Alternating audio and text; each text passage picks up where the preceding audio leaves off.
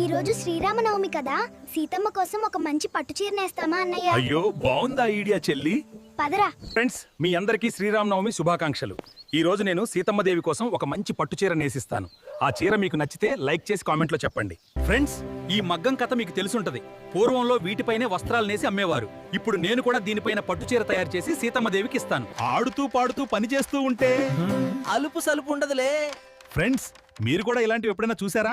చేస్తే కామెంట్లో చెప్పండి. అన్నయ్య, ఈ పట్టు చీర చాలా బాగుందిరా. సీతమ్మ దేవికి చాలా బాగుంటుంది. పద వెళ్ళిద్దాం. సరే చెల్లి, పద. సీతమ్మ, నీకోసం కష్టపడి నీకెంతో ఇష్టమైన పట్టుచీర తీసుకునొచ్చాను. బయటికి రా అమ్మా. నాయనా బాబు, నా దగ్గర కట్టుకోవడానికి ఒక్క వస్త్రం కూడా లేదు. నేను కష్టపడి నేసిన చీర సీతమ్మకి ఇవ్వలేకపోయాను. సరేలే, అక్కడున్న ఆమెకిచ్చినా ఏంటి, సీతమ్మకిచ్చినట్టే కదా. ఎవరికైనా ఇచ్చామంటే అదే. వీడు నాకు చీర ఇవ్వలేదని బాధపడుతూ వెళ్ళిపోయాడు. కానీ వాడికి తెలియని విషయం ఏమిటంటే, నేనే ఆ రూపంలో వచ్చి